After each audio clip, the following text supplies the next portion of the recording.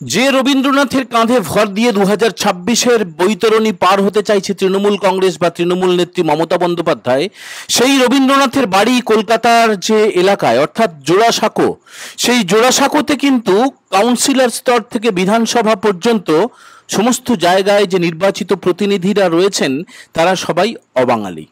এই তথ্যটা আপনারা অনেকে জানেন, আবার অনেকে জানেন না। যে রবীন্দ্রনাথ ঠাকুরকে ব্যবহার করে বাঙালি অস্মিতার জিগির তুলতে চাইছে রাজ্যের শাসক দল তৃণমূল কংগ্রেস, সেই রবীন্দ্রনাথ ঠাকুরের ছবি পোড়ানো হচ্ছে উত্তরবঙ্গের মালদায়। উত্তরবঙ্গের মালদার চাঁচল কলেজে রবীন্দ্রনাথ ঠাকুরের ছবি পুড়িয়ে যে বীরপুঙ্গব প্রমাণ করার চেষ্টা করেছে যে তারা বাংলার পক্ষে, বাঙালির পক্ষে, যে ব্যক্তি এই কাজ করেছে তাকে কিন্তু তৃণমূল কংগ্রেস বা রাজ্য সরকার বা রাজ্য প্রশাসন বা রাজ্য পুলিশ এখনো পর্যন্ত গ্রেপ্তার করেনি।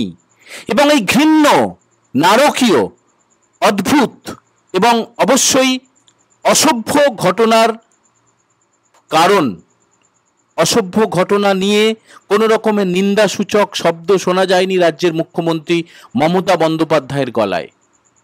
আপনারা কেউ কেউ অবাক হচ্ছেন? না, অবাক হবেন না, অবাক হবেন না। তার কারণ এর আগে বহুবার মনীষীদের নামে, মনীষীদের বিভিন্ন বাণী নিয়ে, বিভিন্ন রকমের লেখা নিয়ে, তাদের জন্মসাল, মৃত্যুসাল নিয়ে স্বয়ং রাজ্যের মুখ্যমন্ত্রী মমতা বন্দ্যোপাধ্যায়ের কণ্ঠে ভুলভাল শব্দ শোনা গিয়েছে, ভুলভাল কোটেশন শোনা গিয়েছে।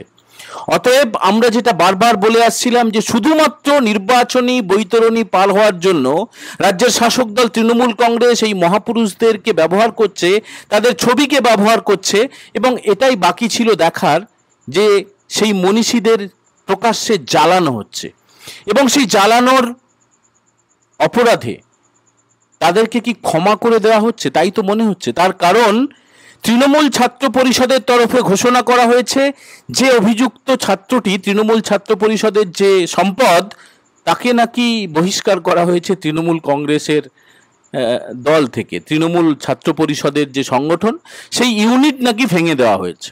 এর চেয়ে হাস্যকর আর কি হতে পারে? বন্ধুরা নমস্কার, আমি দীপঙ্কর মণ্ডল। নবান্ন নিমন্ত্রণে আপনাদের সবাইকে স্বাগত। আজকের আলোচনা রবীন্দ্রনাথের ছবি জ্বালানো, রবীন্দ্রনাথের ছবির অপমান, রবীন্দ্রনাথের অপমান, বাঙালি জাতির অপমান, বাংলার অপমান, এবং তারপরেও রাজ্যের মুখ্যমন্ত্রীর নির্বিকার থাকা নিয়ে সমস্ত আলোচনা আবর্তিত হবে।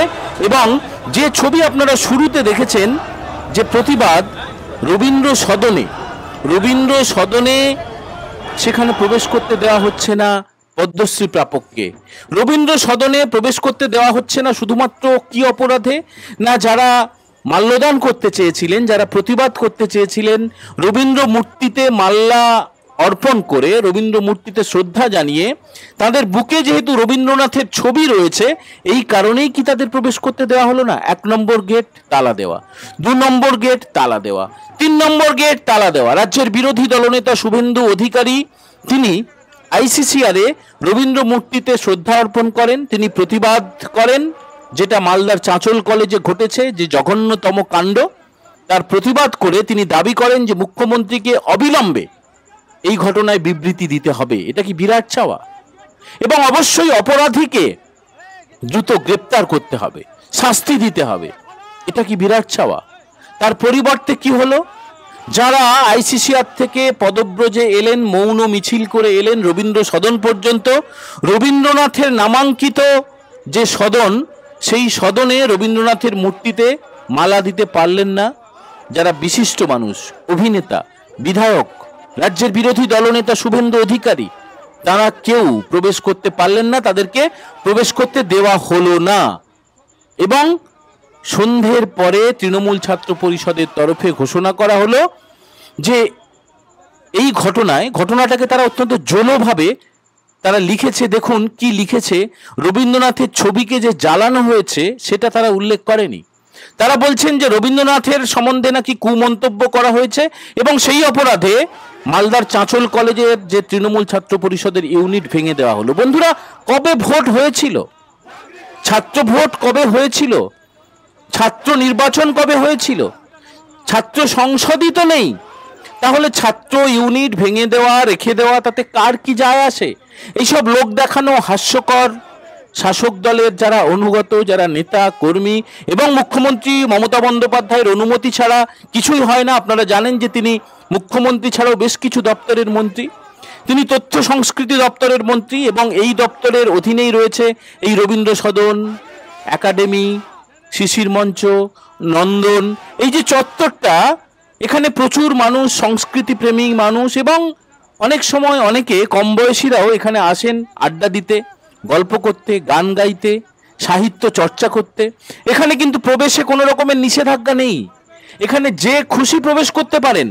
তাহলে আমাদের প্রশ্ন যে কেন প্রবেশ করতে বাধা দেওয়া হলো বিশিষ্টদের, যারা রবীন্দ্রনাথের ছবি জ্বালানোর প্রতিবাদ করে রাস্তায় হেঁটে যারা রবীন্দ্রনাথের মূর্তিতে পুষ্পার্ঘ্য অর্পণ করতে চেয়েছিলেন। আপনাদের কি মনে হয়, আপনারা কি চোখে দেখছেন বিষয়টাকে? কেন রাজ্য সরকার এত ভয় পাচ্ছে? কেন রাজ্যের প্রশাসন এত ভয় পাচ্ছে? কেন তথ্য সংস্কৃতি দপ্তরের তরফে, রাজ্য প্রশাসনের তরফে কেন আটকে দেওয়া হলো? সাংবাদিকরা প্রবেশ করতে পারলেন না, বিরোধী দলনেতা শুভেন্দু অধিকারী প্রবেশ করতে পারলেন না, কয়েকজন বিধায়ক ছিলেন তারা প্রবেশ করতে পারলেন না, পদ্মশ্রী প্রাপকরা ছিলেন তারা প্রবেশ করতে পারলেন না। আপনারা অবশ্যই কমেন্ট করে জানাবেন এবং তার আগে আসুন একটু দেখে নিই রাজ্যের বিরোধী দলনেতা শুভেন্দু অধিকারী তিনি ঠিক কি জানিয়েছেন। সরকারি প্রপার্টি সেম এখানে মুখ্যমন্ত্রীর অধিকার থাকলে আমারও অধিকার আছে। প্রত্যেক পর্যায়ের মন্ত্রী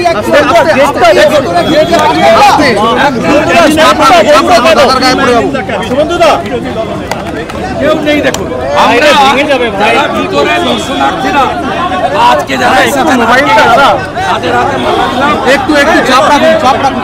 শুভেন্দুদা আপনি তো মালা দেবেন, গেটটা বন্ধ কেন? দেখুন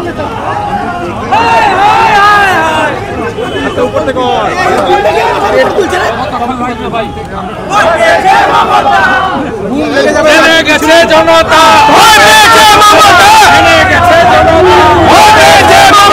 জামাতিদের সরকার, বিশ্বকবির অপমান। সকাল থেকে পদ্মশ্রী নারায়ণ চক্রবর্তীকে আটকাল, অধ্যাপক ডক্টর পুলক নারায়ণ ধরকে আটকাল, রবীন্দ্র সঙ্গীত শিল্পী জ্যোতির্ময় বাবুকে আটকাল, সাংস্কৃতিক কর্মীকে আটকাল, বিরোধী দলনেতাকে আটকালো। আমার সঙ্গে আসা অমর শাখা, মধুসূদন বাগ, দিবাকর ঘরামি সহ 5 জন এমএলএ কে আটকালো। এটা কি মমতা ব্যানার্জির পৈতৃক সম্পত্তি না তৃণমূলের বাপের টাকায় হয়েছে? আপনাদের কোনো কারণ দেখিয়েছে কেন এই গেট তো বন্ধ থাকে না? কোনো কারণ বলেছে? কেউ নেই। তালা লাগিয়ে শুনুন, we all are law abide people. আমরা তালাও ভাঙবো না, ওই গেট দিয়ে ঢুকবো না। আমরা ফাঁক দিয়ে রবীন্দ্র অনুরাগীর হাতে ফুল দিয়েছি, উনি মালা পরিয়েছি। আর গোটা বাংলা দেখলো এই সময় রবীন্দ্র সদন বন্ধ থাকে না। এবং এখানে যারা রবীন্দ্র অনুরাগী এসছে প্রত্যেকের ইন্টারভিউ করুন, দলমত নির্বিশেষে, বর্ণ ধর্ম নির্বিশেষে সবাই একটাই বলছে, শ্রী মমতা, শ্রী মমতা। বন্ধুরা, ভোট যত এগিয়ে আসবে তত কিন্তু মহাপুরুষদের কাঁধে ভর করে রাজ্যের শাসক দল তৃণমূল কংগ্রেস তারা বৈতরণী পার হওয়ার চেষ্টা করবে। কিন্তু একদিকে তারা মুখে বাঙালি অস্মিতার কথা বলবে, বাঙালি মহাপুরুষদের নামে তারা জয়ধ্বনি দেওয়ার চেষ্টা করবে, অন্যদিকে বাঙালি মহাপুরুষদেরকে এইভাবে তারা জ্বালিয়ে দেবে, তারা অপমান করবে। এবং তারপরেও রাজ্যের শাসক দল এবং রাজ্য প্রশাসনের সর্বোচ্চ কর্তৃ তিনি মুখে কলুপ এঁটে থাকবেন। আপনারা অবশ্যই কমেন্ট করে জানাবেন আমাদের এই কন্টেন্ট আপনাদের কেমন লাগলো। সবাই ভালো থাকবেন। আজকের মতো এই এপিসোড আমরা এখানেই শেষ করছি। জয় হিন্দ, বন্দে মাতারাম।